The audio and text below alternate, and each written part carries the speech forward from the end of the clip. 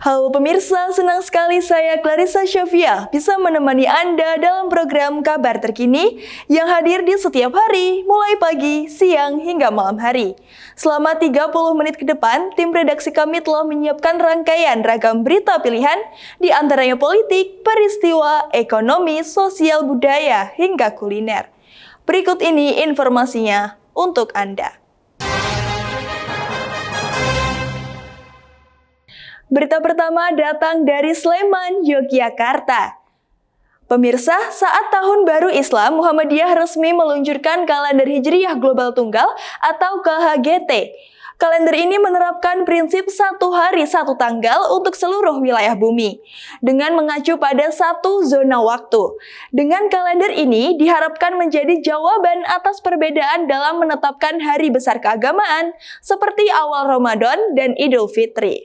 Pimpinan Pusat Muhammadiyah secara resmi meluncurkan kalender Hijriyah Global Tunggal (KHGT) di Universitas Asyia Yogyakarta Rabu siang. Peluncuran dilakukan langsung Ketua Umum PP Muhammadiyah Haidar Nasir dan disaksikan sejumlah duta besar negara sahabat.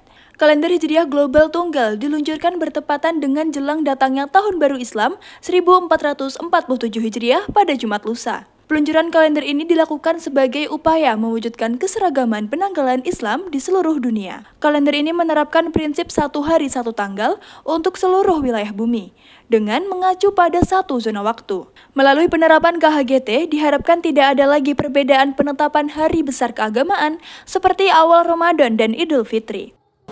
Kenapa kita meluncing KHGT ini?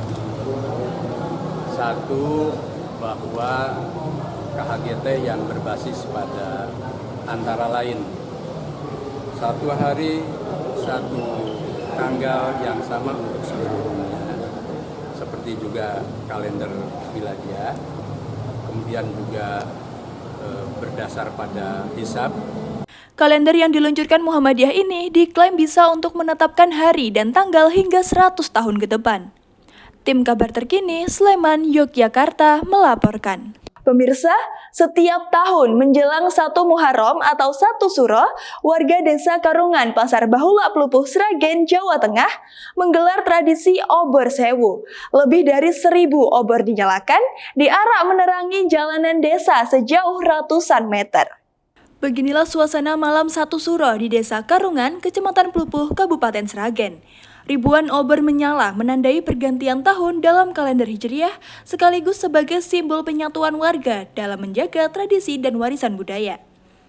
Tradisi obor sewu tahun ini diawali dengan doa bersama dan kirim doa untuk Nyai Serang, tokoh yang diyakini warga sebagai pejuang dan pelindung desa saat masa penjajahan Belanda. Nisan tua dengan batu alam dan bendera merah putih menjadi penanda sejarah yang hidup dalam memori kolektif masyarakat. Puncak acara ditandai dengan penyerahan simbol perjuangan, sebuah tombak dan selendang, yang diserahkan oleh tokoh masyarakat dari pemangku wilayah Kabupaten Sragen, Kepala Desa Karungan. Senjata ini dipercaya sebagai lambang perlawanan terhadap penjajah yang diturunkan dari nenek moyang para pejuang. Obor yang menyala tak sekedar penerang malam, tapi juga sebagai simbol harapan, semangat persatuan, dan penghormatan atas sejarah yang tak pernah padam. Dalam hal ini kita adalah Desa Wisata Karungan, Pasar Bahula. Setiap menjelang Tahun Baru Islam 1 Muharram, kita selalu untuk menggerakkan warga bersama-sama untuk menyalakan obor, kirap obor sewu, sekitar 1.000 obor lebih untuk menyambut Tahun Baru Islam 1 Muharram, dalam hal ini tahun 1447. Anur, Sragen, Kabar Terkini melaporkan. Pemirsa, puncak peringatan Hari Jadi Keuskupan Agung Semarang ke-85 yang bertema Bersama Berziarah Berbagi Berkah akan dirayakan di Stasiun Jatidiri Semarang pada 29 Juni 2025 nanti. Diperkirakan ada sekitar 18.000 lebih umat Katolik yang akan hadir dari berbagai paroki di wilayah Keuskupan Agung Semarang, wilayah Jateng dan DIY. Uskup Agung Semarang, Monsinyur Robertus Rubiatmoko mengatakan, momen Hari Jadi Keuskupan Agung Semarang dirayakan dengan berbagai macam kegiatan. Kali ini, Hari Jadi ke-85 dirayakan dengan kegiatan yang sifatnya edukatif, refleksi, aksi, dan juga seremoni. Bertema berjalan bersama, berziarah berbagi berkah, merupakan perjalanan umat beriman. Sungguh-sungguh merupakan sebuah peziarahan dari dunia ini ke dunia yang lain. Tujuannya yaitu untuk bertemu dengan Allah, Sang Juru Selamat. Semua itu dilakukan dalam kebersamaan. Umat Katolik bergandengan tangan berjalan bersama untuk menuju ke Juru Selamat. Menurutnya, iman tidak hanya ada di pikiran dan hati, tetapi juga dalam kehidupan sehari-hari. Implementasi dari iman perlu selalu diupayakan dengan aksi agar memberikan manfaat bagi masyarakat. Diharapkan di hari ulang tahun ini, ke depan umat Katolik semakin dimampukan untuk berkontribusi lebih banyak lagi bagi masyarakat. Mengambil tema bersama berziarah berbagi berkah.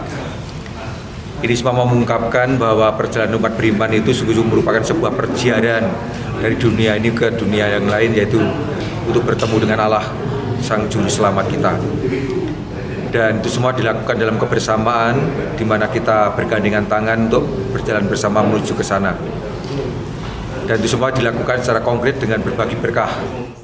Uskup berharap kedepannya gereja semakin berkiprah, baik secara internal maupun eksternal, demi kebaikan umat manusia, khususnya bangsa Indonesia, dan ini akan menjadi gerakan bersama, sehingga memberikan dampak yang lebih besar untuk kepentingan masyarakat. Yofi Nugroho, Semarang, kabar terkini melaporkan. Pemirsa, dalam rangka menyambut HUT Bayangkara ke-79, Polres Klaten, Jawa Tengah menggelar bakti sosial dengan membantu bak penampungan air. Selain itu, Polres Klaten juga membantu dalam perbaikan saluran air yang sudah rusak atau sudah tidak berfungsi.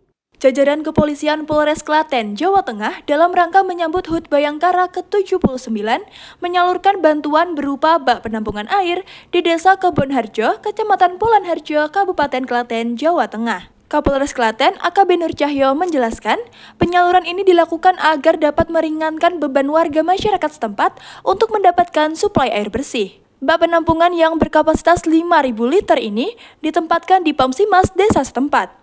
Selama ini, warga yang menggunakan sumber air bersih terbatas, terutama pada saat pagi hari. Dengan adanya tambahan bak penampungan air ini, akses air bersih menjadi lancar, bahkan tidak kembali terbatas. Selain bak penampungan air, polisi juga memberikan bantuan berupa perbaikan saluran air bersih. Hal ini sebagai upaya kontribusi Polres Klaten untuk masyarakat. Selama ini, warga setempat hanya mengandalkan air bersih dari Pamsimas yang diambil dari sumber mata air tak jauh dari desa setempat. Sementara, air sumur di desa setempat juga mengalir. Namun, dari hasil cek laboratorium mengandung bakteri E. coli, sehingga tidak dapat dikonsumsi warga. Sehingga warga mengandalkan air bersih dari sumber mata air di daerah lainnya, lalu ditampung di Pamsimas. Dengan adanya bantuan ini, warga sangat terbantu. Bahkan, warga setiap pagi tidak perlu kesulitan untuk mendapatkan air bersih. Ini ya, alhamdulillah bisa kita salurkan satu buah tandon air yang keperluannya digunakan untuk Pamsimas di Desa Kebonharjo. Semoga ini bermanfaat, semoga ini bisa mengalirkan kebaikan untuk kita. Berapa daya tampungnya Pak itu Pak? Ini yang besar ya, jadi ini 5.000 liter karena ini jangkauannya adalah untuk warga satu desa Pak ya. Dan memang kemarin kondisinya yang satu bisa jalan, yang satu rusak, sehingga harapan dari kita bisa membantu kelancaran penggunaan air di sini. Alhamdulillah, dengan bantuan ini semoga penggunaan air atau penyediaan air minum untuk Desa Kebonharjo, khususnya tiap pagi hari sama sore hari, semoga tercukupi. Biasanya kan kalau sore hari tanpa tandon air, airnya berkurang atau mengalirnya kecil. Mudah-mudahan dengan bantuan dari Kapolres Klaten ini penyediaan air kita terpenuhi. Laisa Sofitri, Klaten, kabar terkini melaporkan. Pemirsa, dituding mencuri motor, seorang remaja di Bantul Ngestiharjo, Kasihan Bantul, tewas dikeroyok teman sendiri. Yang tak lain adalah tetangga korban.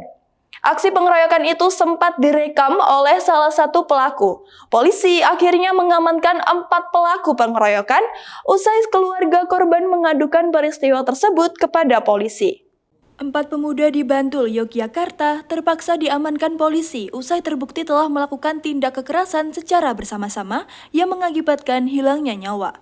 Pelaku masing-masing adalah Akbar Wibowo, Nugroho Prasetyo, Ahmad Fauzan, dan Doni Adi Kurniawan. Keempatnya merupakan warga Ngesti-Harjo, Kasihan, Bantul. Aksi pengeroyokan itu dipicu adanya kecurigaan pelaku terhadap korban berinisial WAS yang diduga telah mencuri kendaraan miliknya. Korban yang masih tetangga sendiri tersebut kemudian diajak bertemu dengan 3 pelaku lainnya pada Minggu malam. Pelaku yang dalam pengaruh minuman keras menganiaya korban. Sebagaimana yang nampak dalam rekaman video, wajah korban babak belur dan sesekali nampak kesakitan memegang kepala. Mengetahui korban tak berdaya, pelaku membawa korban ke rumah sakit. Namun naas, setelah 3 hari dirawat, korban menghembuskan nafas terakhir. Terjadi motif tersangka itu adanya kecurigaan bahwa korban mencuri sepeda motor salah satu tersangka. Kemudian diajak minum minuman keras, saat itu korban mengakui bahwa dia telah mencuri motor milik salah satu tersangka.